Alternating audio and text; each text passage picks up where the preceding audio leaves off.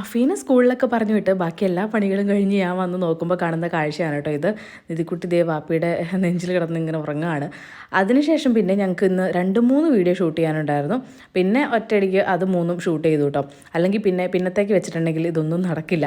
അത്തച്ചിനെ വെച്ചിട്ടുള്ളൊരു റീലാണ് അത്. ഞാൻ ഇൻസ്റ്റയിലൊക്കെ അപ്ലോഡ് ആക്കിയിട്ടുണ്ടായിരുന്നു, യൂട്യൂബിലും ഇട്ടേക്കാം കേട്ടോ.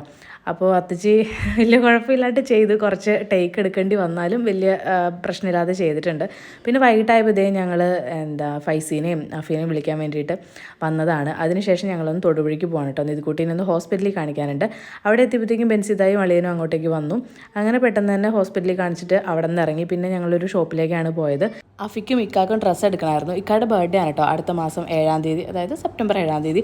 അപ്പോൾ ഇപ്പോൾ തന്നെ ബർത്ത്ഡേ ഗിഫ്റ്റ് ആയിട്ട് ഷർട്ടും പാൻറ്റും എടുത്ത് കൊടുത്തേക്കാമെന്ന് വിചാരിച്ചു. പിന്നെ ഒരു കല്യാണം ഉണ്ട് കേട്ടോ, അപ്പോൾ അതിനും യൂസ് ചെയ്യാമല്ലോ ഇപ്പോൾ എടുത്തു വയ്ക്കുവാണെങ്കിൽ.